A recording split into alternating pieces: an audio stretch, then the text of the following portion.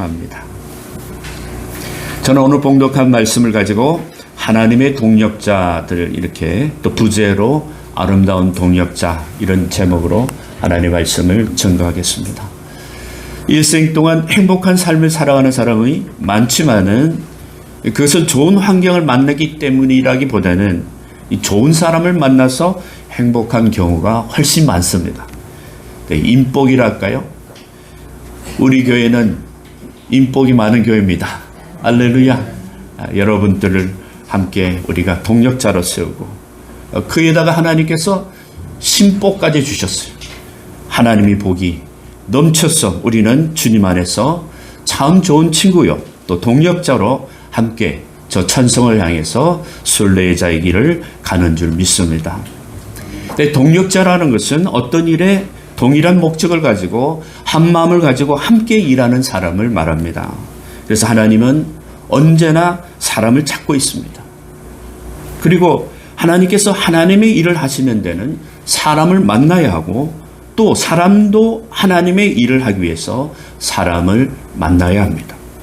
신앙생활을 하다 보면은 좀 뒤처질 때가 있고 또 활기차고 힘이 있을 때가 있습니다. 때로는 높아졌다가 또 낮아지기도 하고, 그런 주기가 이렇게 왔다리 갔다리 합니다. 특히나 자신이 영적으로 다운이 되고 힘이 없어 지쳐 있을 때 이런 좋은 동력자들이 함께하면 힘이 마구 솟아나는 것입니다. 그런 의미에서 옆 사람에게 여기까지 함께 동력하심에 감사드립니다 하고 한번으로 축복하시기 바랍니다. 여기까지 함께 동력하심에 감사드립니다. 예, 그래요. 오늘 참 감사하는 마음이 넘칩니다. 오늘 우리가 봉독한 로마서 16장 1절에 보면은 내가 갱거리아 교회 일꾼으로 있는 우리 자매 베베를 너에게 청구하노니 라고 시작해요. 사도 바울과 함께한 동력자들의 이름이 16장 전체로 이렇게 쭉 나옵니다. 바울은 합력하여 선을 이루시는 하나님의 뜻에 따라 함께 붙여주신 많은 하나님의 사람들에게 감사하고, 또 자신의 일이 결국은 하나님의 일로 동력하는 일인 것을 깨닫게 됩니다.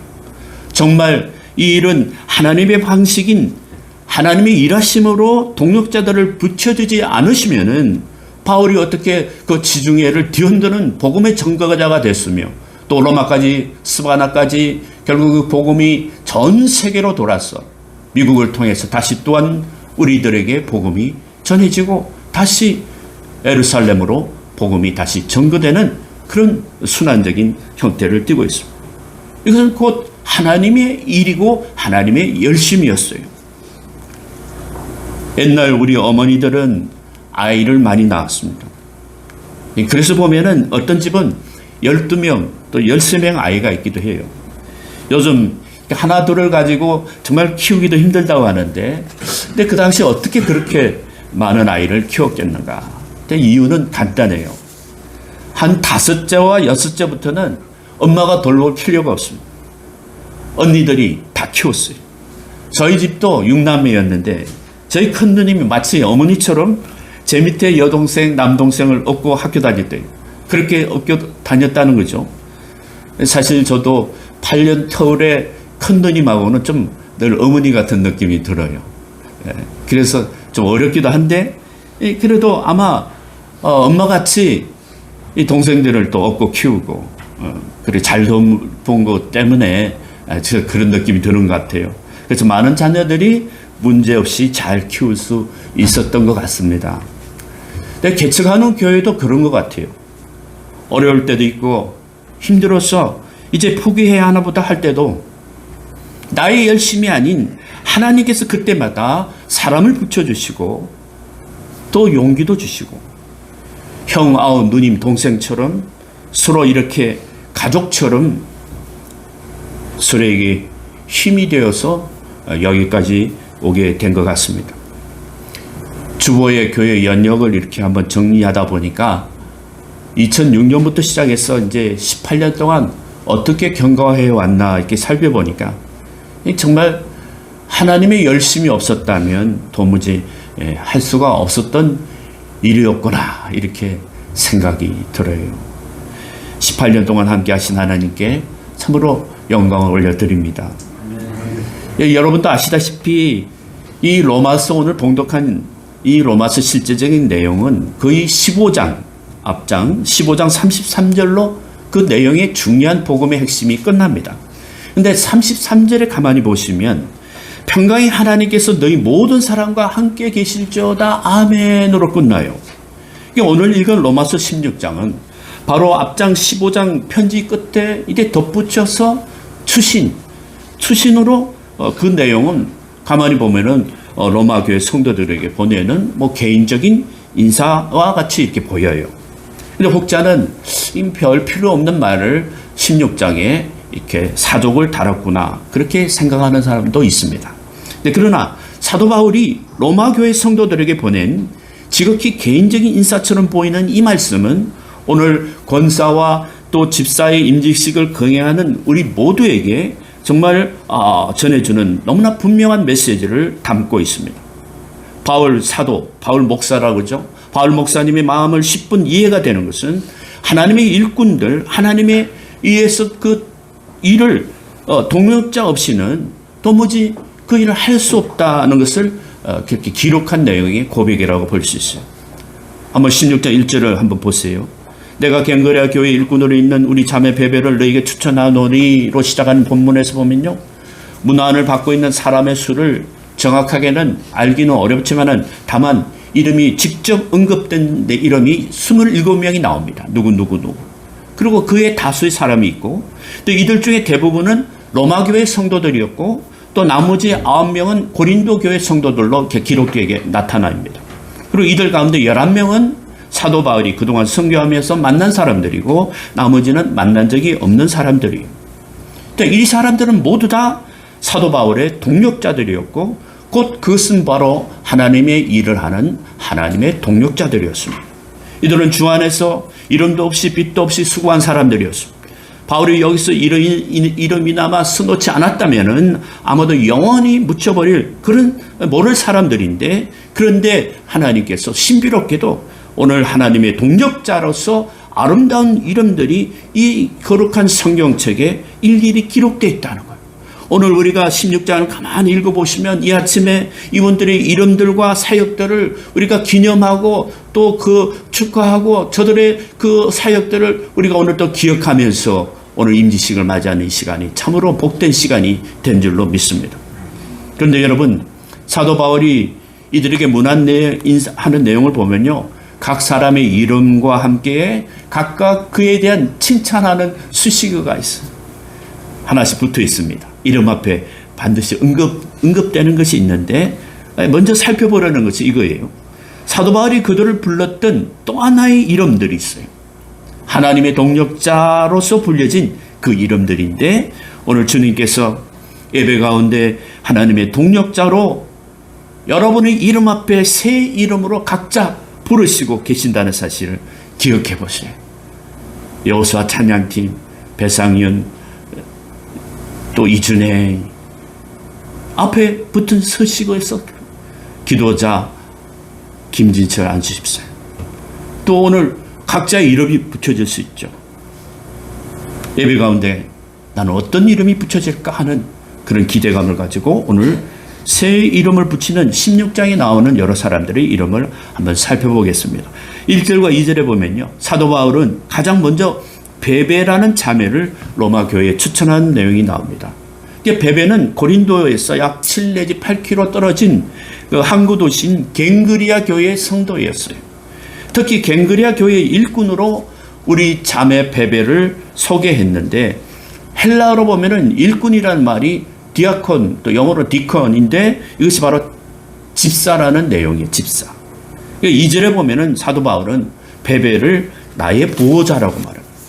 이 보호자는 앞에 서는 자라는 뜻이에요.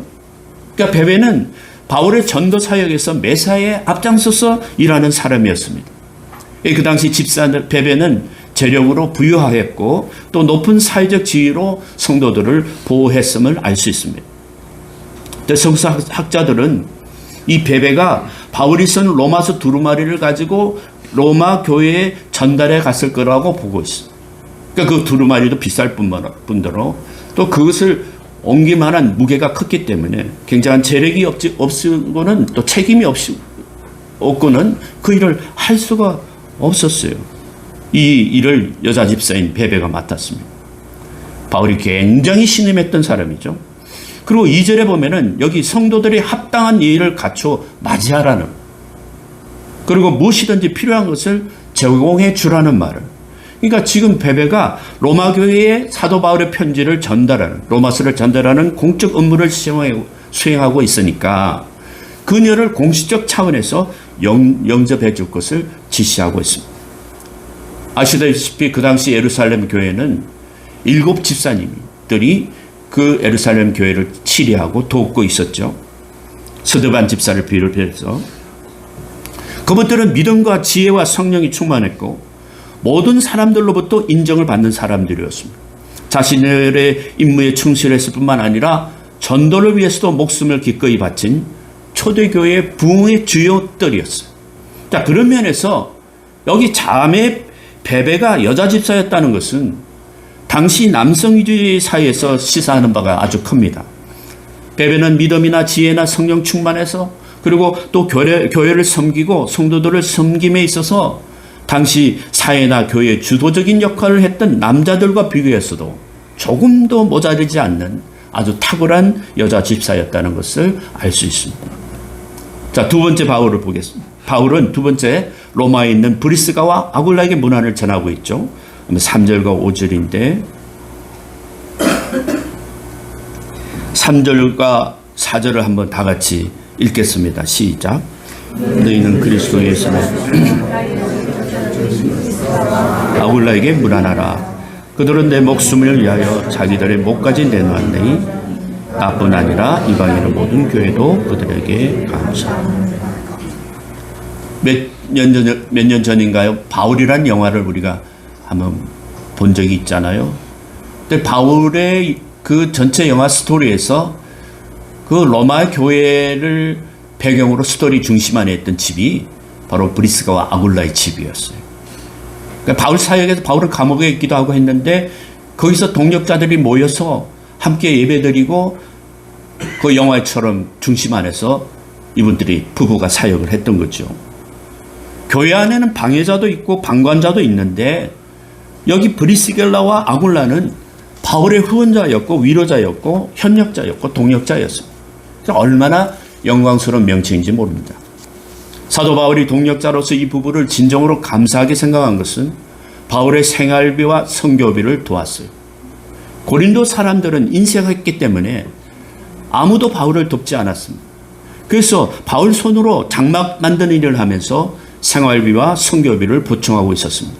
근데 그것을 본 브리스길라와 아굴라는 원래 이 장막을 만드는, 텐트를 만드는 그런 일을 하고 있었기 때문에 바울과 함께 이 장막을 만드는 일을 하면서 그 모든 생활비와 선교비를 충당했던 거죠. 바울은 이제 생활비와 선교비를 걱정하지 않고 이 부부를 통해서 도움을 받음으로써 더 열심히 복음을 전할 수가 있었고, 바울은 참 큰 위로와 힘이 되었던 것으로 생각됩니다. 또 브리스길라와 아굴라는 바울의 전도를 도왔어요. 비록 평신도였지만 그 수준이 전문 사역자의 수준으로 제자훈련과 전도훈련을 다 받았습니다. 그래서 이 부분은 바울이 가는 곳이라면 어디든지 따라가서 바울이 사역할 때도 또 자신들이 전문적인 그런 복음의 지식을 가지고 다른 사람을 가르쳤다는 거예요. 심지어 에베소서에서는 신학자 아볼로까지 은혜의 복음을 전하기까지 했어요. 그만큼 실력이 있었다는 거죠. 나중에 로마에 돌아가서 복음을 전하기도 했는데 성경에는 여러 번 이 부부의 이름이 언급되는 것은 항상 부부 이름이 같이 나오는데 서로 합력하여 선을 이루면서 주님의 사역을 후원했다는 증거죠. 또 4절에 보시면 이 아굴라 부부는 재물과 집을 내놓고 목을 내놓으면서 바울을 도왔다는 거예요. 여러분, 목을 내어놨다는 것은 정말 몸을 내어놓았던 뜻인데, 그러니까 목숨을 바칠 정도로 어떤 그런 절대 진정한 그런 모습으로 사역을 감당했다는 거예요. 당시에 교회가 없어서 그 자기 집을 교회처럼 사용했고, 그러니까 거의 헌신된 사역자로서 세워진 거죠. 사실 제가 교회 개척하면서 그 마음의 소원이 있었습니다. 온누리교회 하용전 목사님이 영국에서 귀국하면서 그 간증을 하는 걸 봤는데 자기에게 10가정, 브리시갈라와 아구갈라와 같은 그런 10가정을 달라고 그렇게 기도를 시작했대요. 그래서 오늘날 온누리교회가 됐지 않습니까?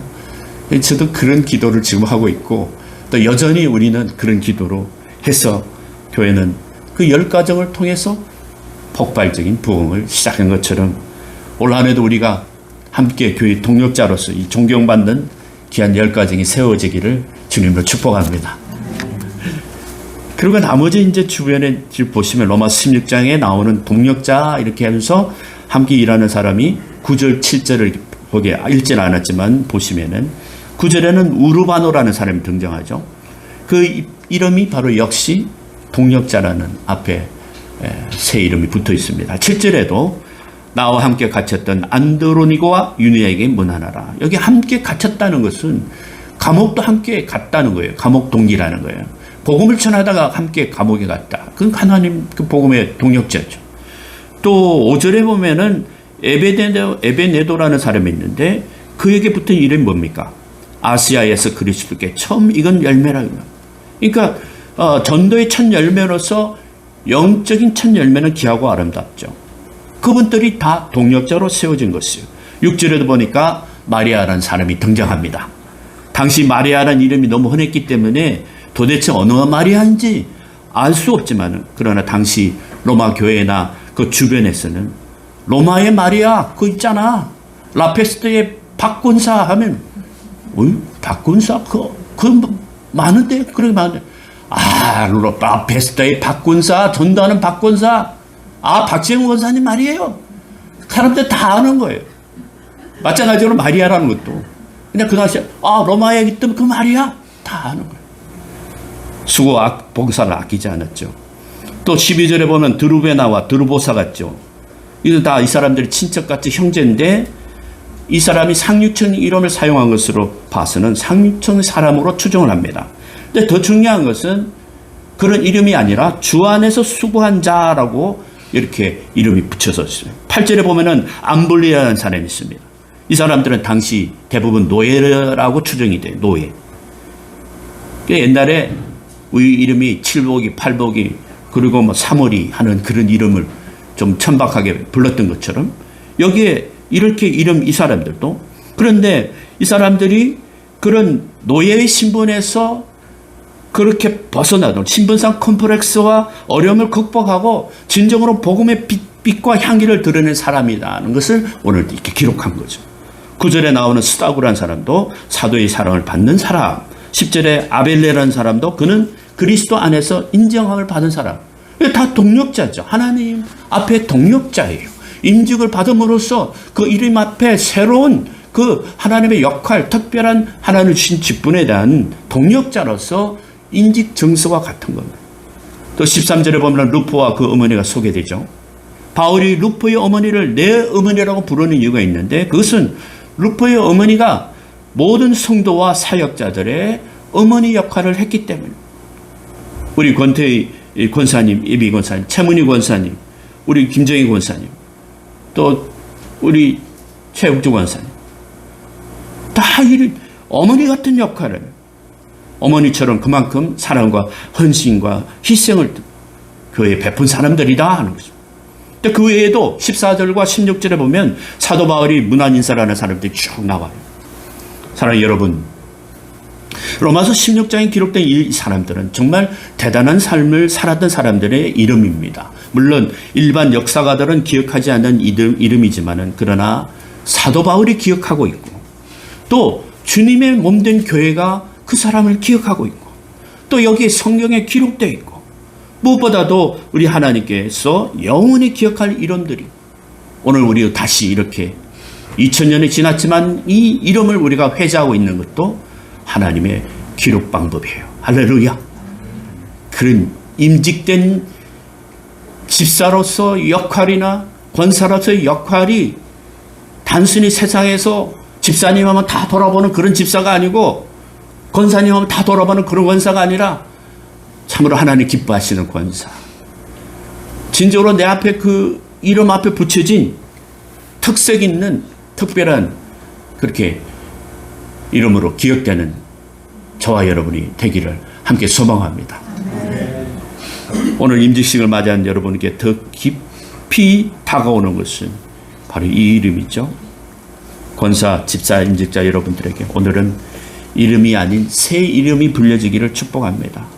루포의 어머니처럼 교회와 사역자들의 어머니 권태희 권사님, 교회의 일꾼인 이경미 권사님, 수고한 자 이윤성 권사님, 동역자 배상윤 집사님, 동역자 민시몽 집사님, 사랑받는 자 김연주 집사님. 제가 오늘 인물들 중에 이렇게 붙였어요. 할렐루야.